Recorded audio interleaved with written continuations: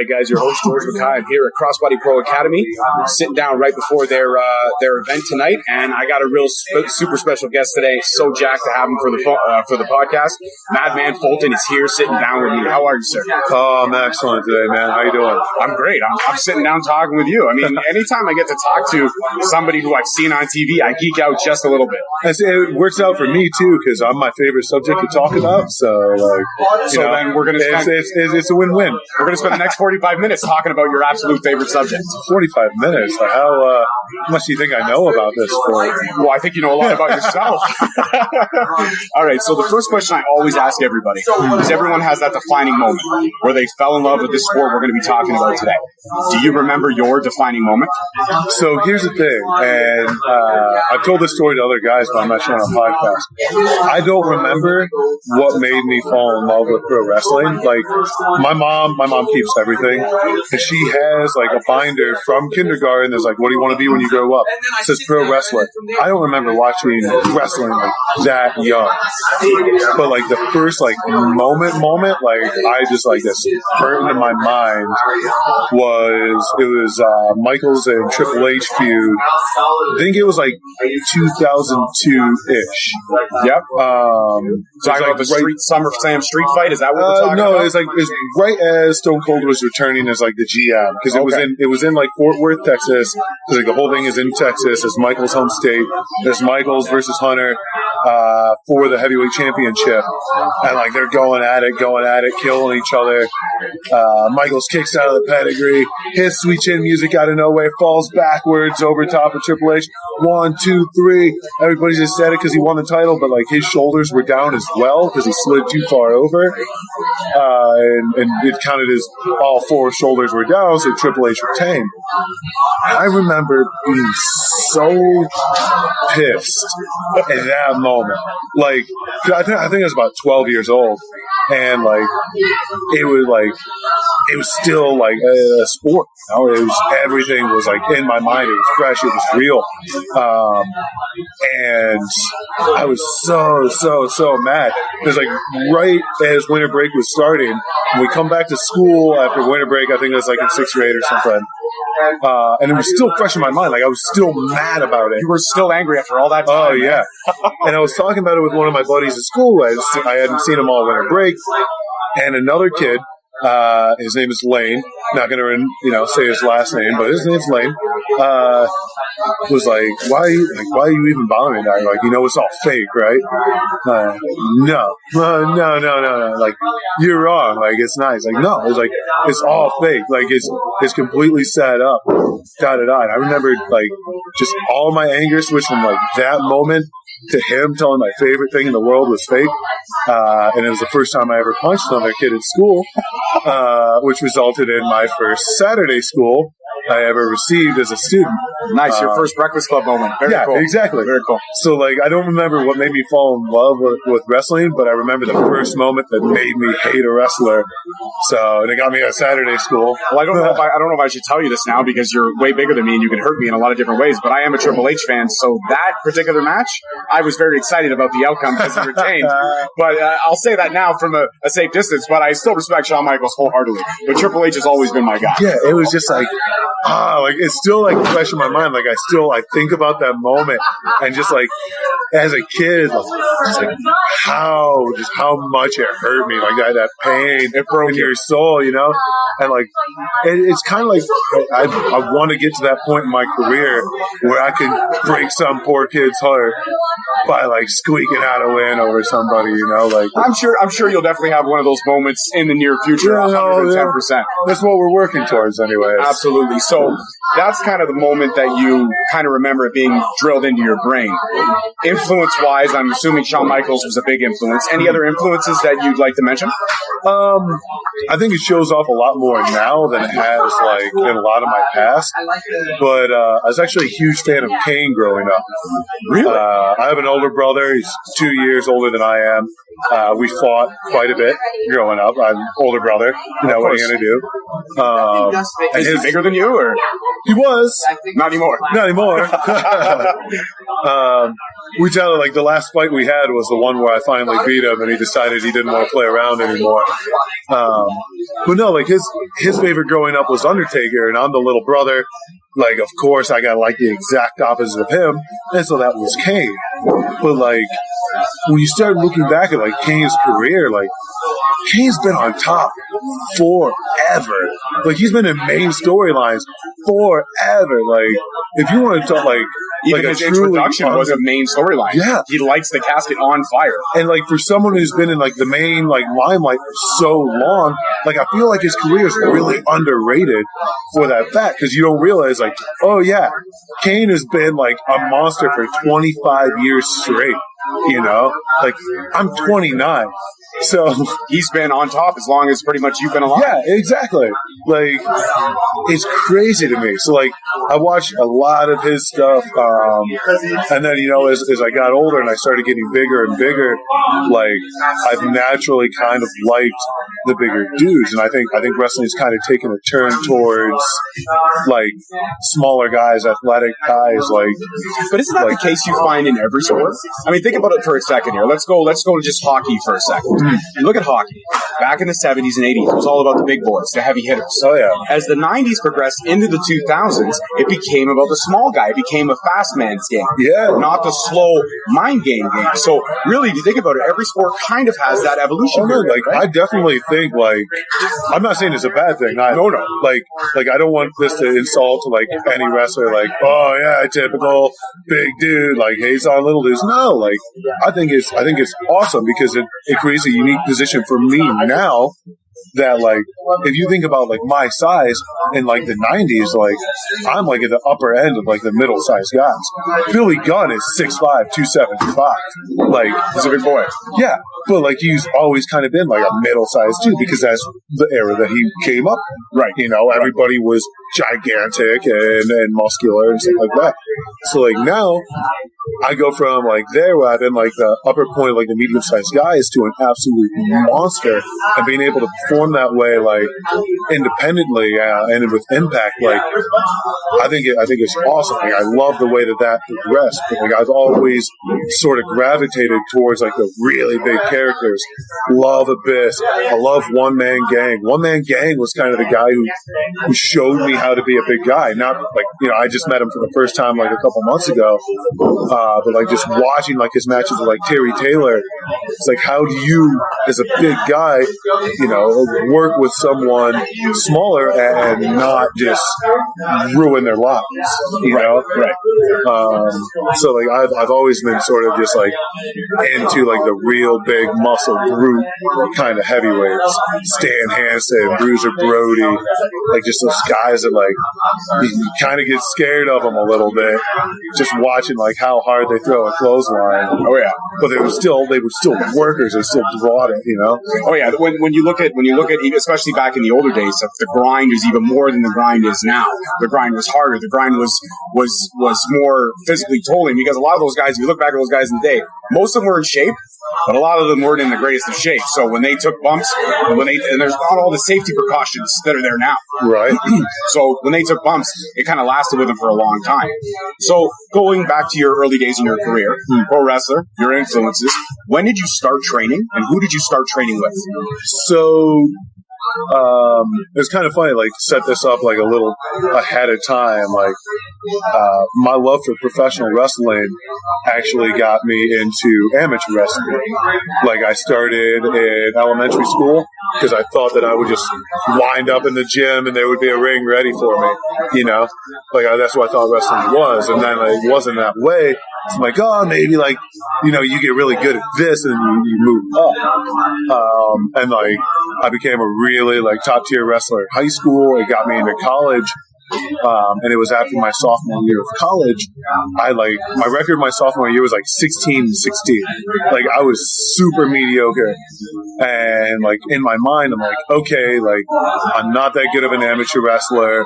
Like, Olympics is probably out of my reach. Like, let's start training for pro wrestling.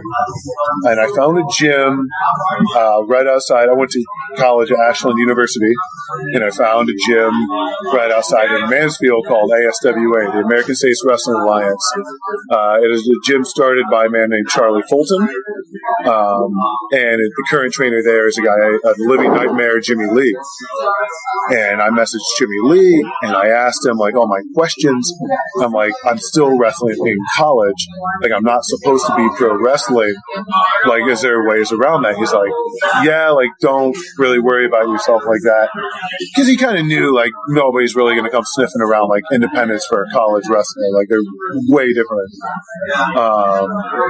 And so I started training with him that summer of 2010. And then I had my first match in October of 2010. I had a couple more, like 2 or 3, and then I stopped to go back into college wrestling. Because as long as college wrestling was paying the bills, like, or help pay my tuition, I couldn't give that up. Right.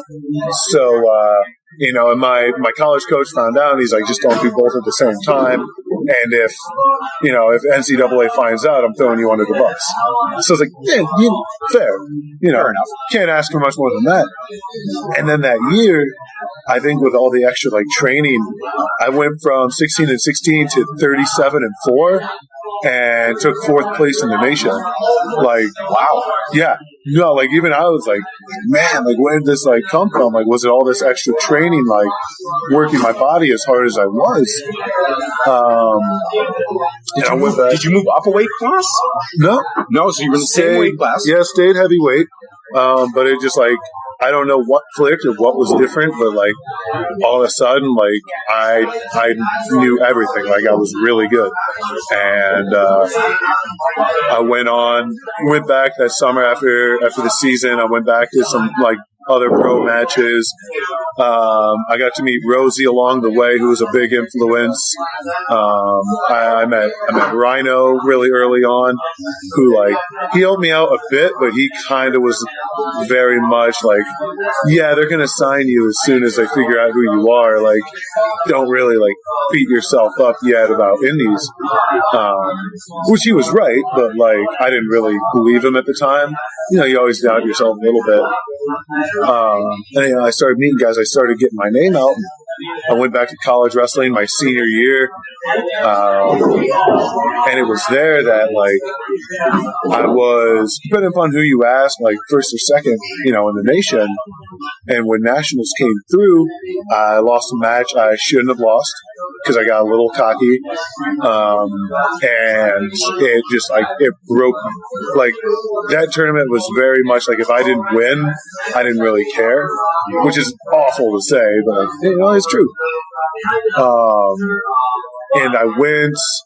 So the way, like, that works is if you make it to the second day of the tournament, the worst I could have done was 8th place, which is an All-American. So I was a 2-time All-American no matter what. So I just set my goals on, like, trying to slam kids and make kids tap out and, like, trying to get DQ from the tournament because I was livid that I wasn't going to win it. And sure enough, Briscoe's flight gets canceled, and he drives an hour because he's right next to D2 Nationals. And what does he see but a giant bleach blonde kid just throwing people around and making kids tap out in the mat? And, like, it's just so odd how things work out because if I hadn't lost that match, I wouldn't have been that aggressive, and Briscoe wouldn't have seen that side of me, and maybe I would have never got signed with NXT right out of that.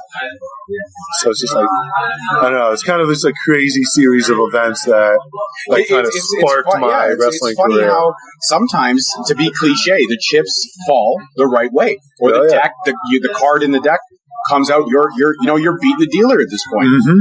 So going to NXT, talk to me about the experiences there and what you learned there, the knowledge, like how to design your character, how to be more of a storyteller in the ring, because you had done indies a little bit, as you said. Yeah, I've done indies, and it wasn't very good. Like, I was.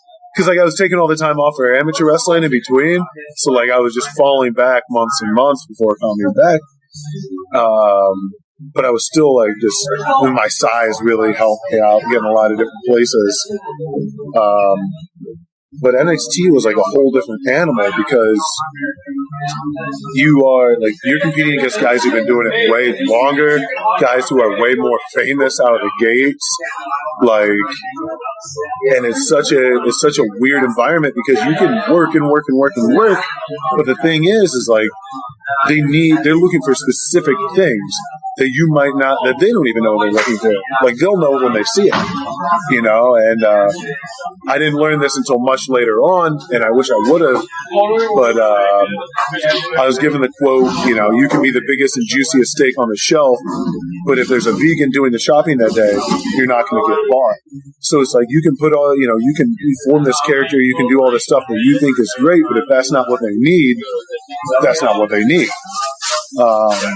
And so, like, figuring that out, figuring where you fit in, you know, how to put your matches together with each individual person, how to navigate the landscape.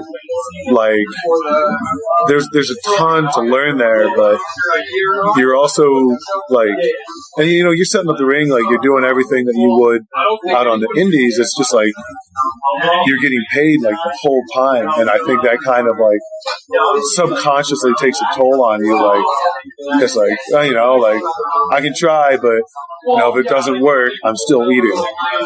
Right. Whereas, like, so you don't take as many risks as you would? I think you still take risks, but I think it's like they don't mean as much. The chips aren't quite as down because you want to get better and you want to move up and you want to do your best. I'm not saying any of these guys don't do their best, but, like, when it's a difference of, well, you know, my car's going to get repoed if I don't make enough at this show to pay my bill next week.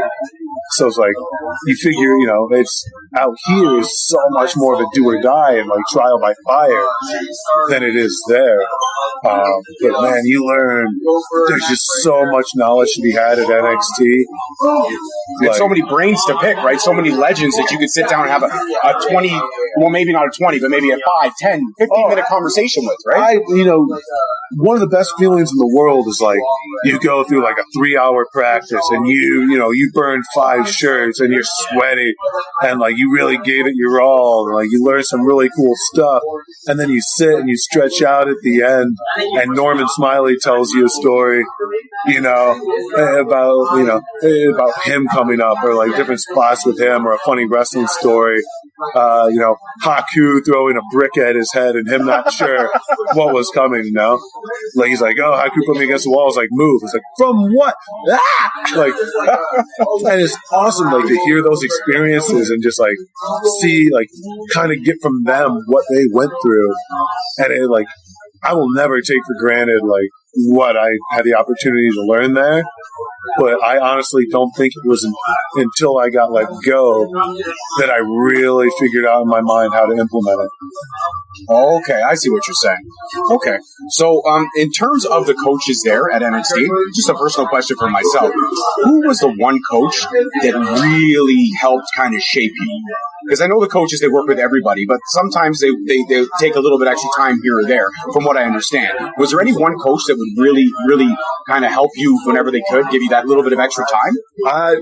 What's really cool about NXT is, like, all the coaches are willing to do that for me. Like, I've had extra practices with Robbie Brookside, Norman Smiley, Adam Pearce, Billy Gunn. Like, all these guys are willing to put in that extra time and effort. If you are. Yes. Like, if you don't ask them, they're not going to go do it. But if it's like, hey, like, I have this idea for a finish. Can we walk through it? Can we try some stuff on this? Like, what do you think about this? What if my character was like this? And they'll sit down and they'll talk to you about it. Like, and, like, it's so, like, sometimes you don't want to, like, you're too nice and you want to be respectful and you don't want to take up too much of a coach's time. Like, they want to give you that time. I tell you right now, and I guarantee you it's still happening, that Norman Smiley is there for at least 2 hours after every practice. And if nobody shows up to do extra training with him, he's walking through different spots that he thinks might be cool for somebody with the Invisible Man. Like, he is one of the greatest wrestling minds, like, I've ever, like, even witnessed. Norman Smiley can wrestle you without you being physically conscious of the fact that you're wrestling. Like, he's that good. And, like, they're all willing just to give you that extra little boost, you know? And, like, when Sanity was going on and, like, Wolf and I thought we had a good grasp on what we wanted to do, and then it turns out that, like, that's not the direction they wanted us to go. It's like, okay, so then we stay 2 hours, we work with Norman. We stay 2 hours, we work with Adam Pearce. We stay 2 hours, we work with Blue, with Brookside. We figure out, like, okay, this coach was this, this, and this. Well, we take pieces of that, pieces from this coach, and we mash them all together. But it's like, you really got to like put in the effort to do it. And like, I think that's kind of like what really sets the people who break out, I think that's what sets them apart, is how much extra work. Well, you know what they say, the grind isn't easy, but the rewards are substantial if you put the grind in, right? It's not a 9-to-5 game, and if you come into this business thinking it is, you're going to be let down very easily. You know, and I think about it a lot because I put in so much time with extra practices, extra workouts, like especially my last year, to just try anything because I wanted it so bad. And like, you know, there's always that piece. It's like, what if I say 2.5 hours and 2 hours? You know, why did I need to go home just then? I wasn't doing anything. Like, those ideas start to stack in your head, and like, I'm very proud of what I accomplished there and how hard I worked. And it's unfortunate that, you know, things couldn't have worked out, but like, just where I am now, you know, I realized that the hard work was paying off a lot more than I gave it credit for at those times. Like now that I'm finally seeing the light start to show, it's like, there's those extra hours. There's that extra lesson from Norman. There's that extra lesson from Robbie. And it's like, you know, if you're not getting the way you want or you're not progressing the way you think you are, it's so easy just to like shut your mind off and get stressed and get down on yourself about like, am I really going to make it? Like, what's the next step? Like, what do I do? And then finally something just clicks. Something you've done 1,000 times finally clicks. And it's like the light starts to peak and like everything you've worked for kind of starts coming out. And it's cool now to see that, especially from where I was, like, when I got let go, you know? So you talked about how once you did get let go, you started to implement things more and more, kind of things you had, the knowledge you had gained. What were kind of some of the early things you implemented right away to kind of get you to, you're back into your indie groove and then eventually going to Impact? So I, like, right away, I tried to stay in Florida. And like the biggest thing with Florida is it's just like, it's kind of hard to travel out. There's a lot of guys will tell you there, like, you gotta get to a certain point before like you're getting your flights paid for and stuff like that. And like I felt kind of stuck for like a long time, and I had a really good job working down there, and I was working as a tour guide at an exotic animal farm, which and working with animals is like one of the things that I've always wanted to do. And I started to get really comfortable, and it came to a point where it's like, if I stay here any longer, I'm going to get too comfortable not wrestling, and it's going to go to the back burner. And I called Sammy the next day, and I'm like, I got to come back. Like, just, I don't care. Like, you don't have to give me a job anywhere. Just like, show me what I'm doing wrong. Like, help me find these pieces. And, you know, Sammy and I have been friends forever. He was so stoked that I looked to him in that way. You reached out to him, of course. Yeah, and I moved up and I started training with him, and just like every day, just trying something more and more.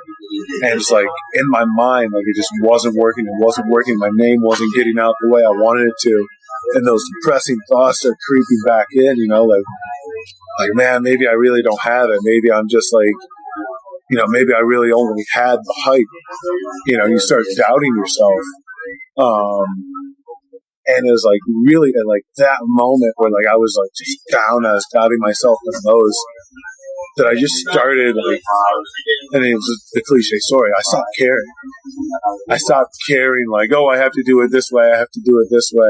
And I just started doing stuff. And I started noticing the reactions.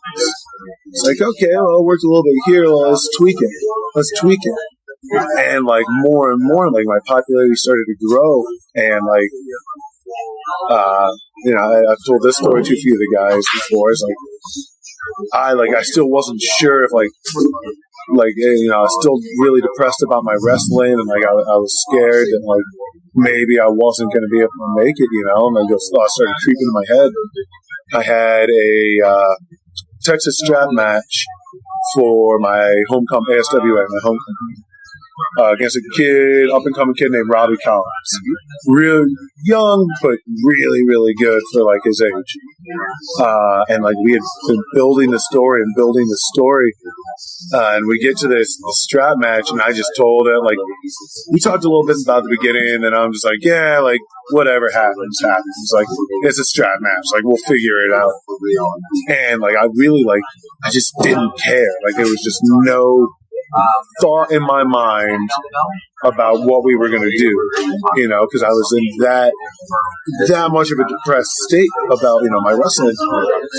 And we go and we start brawling out in the crowd, and I'm taking him around the crowd, hitting him with the strap. And I see his dad sitting up in the corner of the bleachers. And just like, all of a sudden, my mind just flared up. And I drug him up there, put him over the bleachers. I start hitting him in front of his dad, talking trash to his dad, and just like getting in his dad's face the whole time.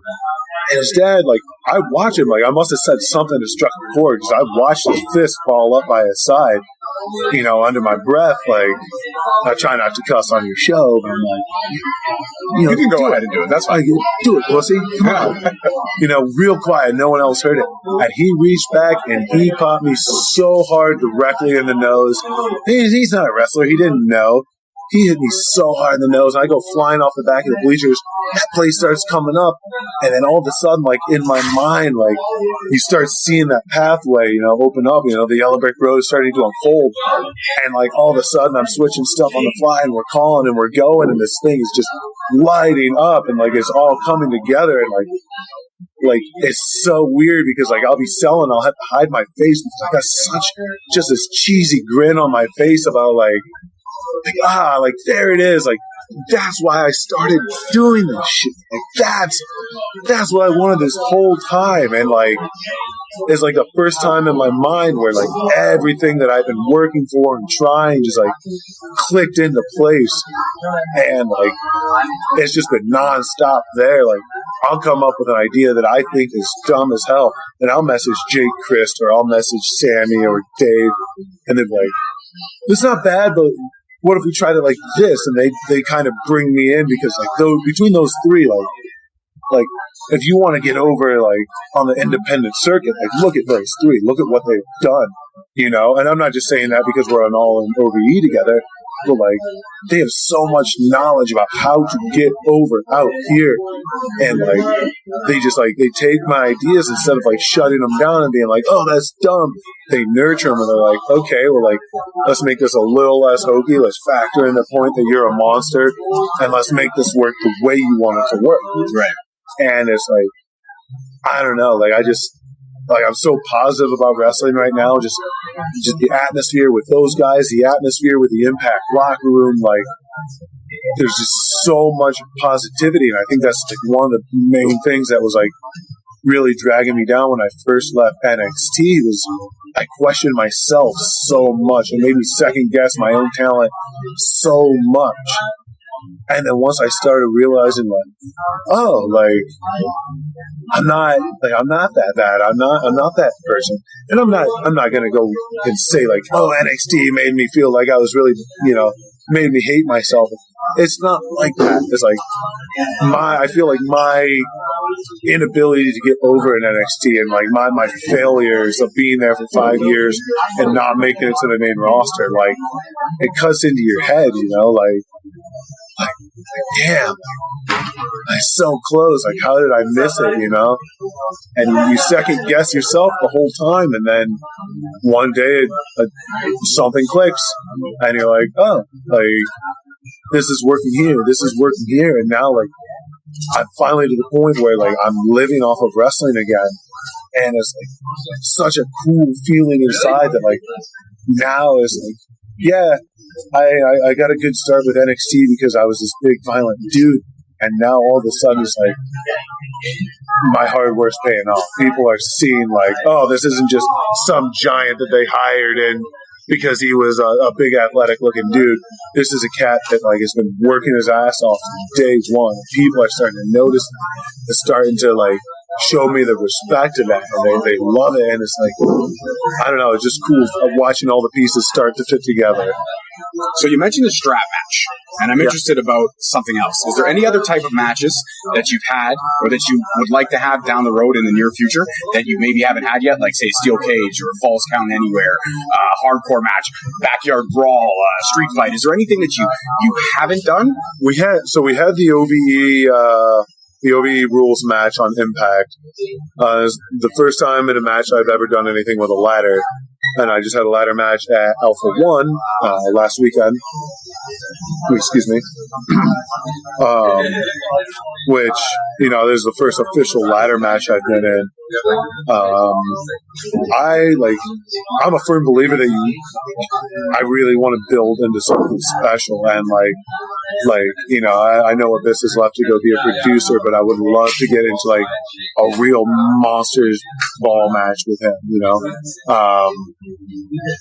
So I want to, for me, I don't know if there's any sort of certain type of match I want to be in. I did War Games for MLW. That was a cool thing to be a part of. I actually watched a little bit of that today online, and it was pretty damn cool. I gotta say. Oh yeah, I got a nice 13 stitch scar across my face to remind me of that one. I was watching it with my 9-year-old this morning, and that was actually that particular part. And my 9-year-old was like, "Daddy, is he hurt?" I'm like, "That's going to be a couple of stitches. I'm not sure how many, but it's definitely going to be a couple." It went down to my cheekbone. I definitely touched my cheekbone. What's crazy about that is when my adrenaline's going, I don't feel a lot of pain. Once again, I think fighting with my brother growing up, I kind of got used to it. Right. It's when I tore my pec in NXT, I knew my arm was messed up because I couldn't use it the way I wanted, but I didn't know what. I couldn't discern the pain. When I got hit in the face in that War Games match, my first thought, literally the first thing through my head was, why is my stomach wet? It didn't dawn on me. I'm like, I wasn't wet before. Why am I wet now? And I look, and my stomach's red. I'm like, oh, I'm bleeding. And it's immediately where's the closest camera? Right behind you. But I'm punching the cameraman in the leg to get him to point his camera down. And he points his camera down, and I just go, I'm like, oh my God. And it was just one of those things. I had no idea how bad it was until Abyss is crossing my path, and he just goes, Jesus, are you okay? And I figure if that's the reaction I got out of Abyss, I'm like, oh, that's probably not good for me, huh? I had no idea until I got to the back, and they literally they stuffed everything in my bag, and they're like, you need to go to the hospital now. And the Uber canceled on us twice. I'm like, oh, I feel fine. I'll just drive myself to the hospital. I drove myself to the hospital holding my cheeks shut with McDonald's napkins. And when you got to the ER, what was the first thing the nurse said to you? They just looked at me because I didn't put a shirt on. I didn't change out of my gear. Nothing. It was just this big bloody dude. And they just looked at me like, he's got to be kidding. And it's it was weird because I was so nonchalant about it. They were kind of nonchalant about it. I walked in, it's just a, casual Saturday night. And they sort of treated it that way. They're just oh yeah, just go over there, sit in the waiting room, and we'll come and get you when it's ready. So I'm bleeding out of a 2-inch gap in my face. Okay, I mean, you got any of the word search magazines back here? Well, I gotta ask a hypothetical, because I'm a big fan of hypotheticals. So of course, let's say the Impact Heavyweight Title Championship all of a sudden tomorrow becomes vacant. You get a call from Scott DeBoer, and he says you're going to go one-on-one with anyone in the locker room for that title. Who would you go against? And what kind of match would it be? Well, I would assume if it was vacant, if you're going to go straight storyline, Like it's Elgin, you have Johnny Impact, you have Swan, even Sammy are like kind of like the higher up guys. So like if it was for the heavyweight title, like I'm guessing like Elgin and Impact would be the guys. Like if you're talking about like the match I want to have on Impact, like let's say Scott D'Amore comes to you and he says, all right, man, because like you're gonna go one-on-one with anyone in the locker room for that title. See, who do you want? I very much want to just drill home the fact that I am the monster now in Impact. I'm the guy you have to deal with. And I think right now, I know he's not like a mainstay on the roster anymore, but I think that's Congo Kong.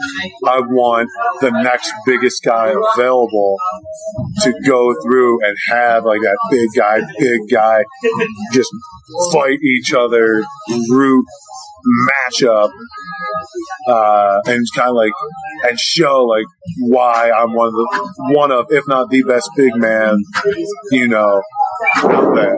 Well, if I'm booking that match from my side of things, I got to throw you two in a cage. I wouldn't be against that. Yeah? You would do a steel cage match? 100%. What about a falls count anywhere? Would you do that too? Probably. If you gave us a big enough build-in, I think guys our size, like if you want to go falls count anywhere, you need some room for the big guys to roll. Of course. You need a big mainstay arena for sure. Oh yeah. If you ever come back to Toronto, I mean, I don't know anybody at ACC, but I can push for that one. I can push for you guys at Scotiabank Arena. I was very proud because we did the Impact tapings in Toronto, and it was actually the first time that I had wrestled in that city since tearing my pec in that city, and it was just that little like kind of redeemed moment for me of like, listen, like everything comes full circle. And of course, like it has Swan involved in the match, which Swan was there when I tore my pec. So like it's very like just it's a cool little moment like in my eyes that I don't think a lot of fans will ever get to appreciate. Of like, no, I appreciate it. Like, I get it. Yeah, the injury happened in the city, but now you're redeeming yourself in the city, right. And it happened with another one of your brothers, right? Right, there with exactly. You. So, 2 more questions, and then we'll wrap it up. Dream match. If you had a chance to go one-on-one with anybody in this business, could be past, could be present, could be future, could be anybody from any roster. Give me your dream match. So like as I said, like I've always been like a dude who's like I like the big like heavy hitters, and dude, I think Stan Hansen in his prime, like just watching how nasty he is over in Japan, like I would love to just have like get some time, like have a barn burner with someone who's just like all right, like you're gonna say Kane? There's not gonna be. I think Kane's a good one, but like if you're giving me the opportunity, like pick anybody, any era, like fucking prime era Japan, Stan Hansen, like you're not gonna see a shred of technical ability between either of us. You're gonna see two just giants just beating the piss out of each other. Like it's all for pride at that point. Yeah, that's the match I would want to have. And my final question before we wrap this up, because I know you got to work on some stuff. What's the 5-year plan for Madman Fulton? Where do you see yourself in 5 years? Right now, my Impact contract is for the next 3 years. The atmosphere there and feeling there and like how hard they're working to build Impact, build it back up from where it was, and how much the locker room wants to make that happen. Like, it's a sweet atmosphere. They make me want to be there. When Cage got hurt, when Swan got hurt, Scott D'Amore went and sat in the hospital with them. Like, that's class. That's all kinds of class. Yeah. Like a guy who cares enough about his product and his talent to actually go to the hospital and spend that time, knowing full well he's got TV next to the day, staying up to 4 a.m. until they're checked out of the hospital with them. Like, it's encouraging. They make me want to work there. Like, right now, I want to build Impact. I want to be part of that. And, like, there's so much opportunity with, like, AEW, like, coming out of, rising up to kind of challenge, like, WWE. Like, it's going to bring a lot of eyes on the wrestling. And I think right now, Impact is one of the best products out there, but it's just so hard to watch them. Like not everybody gets Pursuit, and not everybody knows how to use Twitch.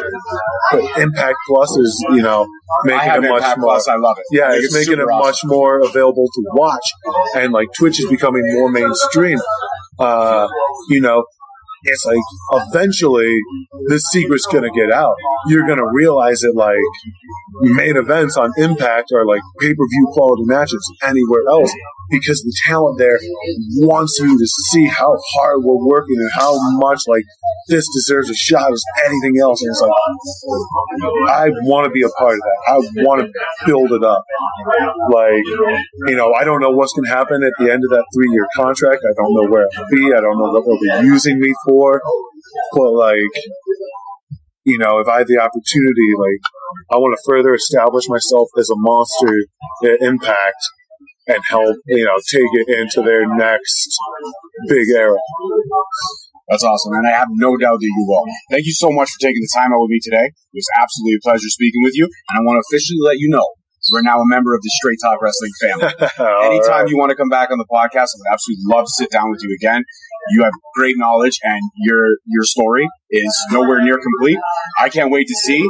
I'm going to call it right now. Within 3 years, you're going to be fighting who's ever wearing that strap for the heavyweight title. That's the plan, man. I 100% see you there. And when it does happen, I will try to get tickets, and I will try to be in the front row so I can be like, you were on my show. Remember that one time? Remember that time. All right, guys, that's everything for today. As always, I am your host, George Mackay. I'm here with Madman Fulton. And we'll talk to you guys next week. Peace. Thank you all so much for tuning in. Catch us every Wednesday at 7:30 on Spreaker, Stitcher, Spotify, iHeartRadio, iTunes, and Google Play Music. Also, be sure to follow us on our social media platforms, Facebook and Instagram at Straight Talk Wrestling, and Twitter at _Straight Talk.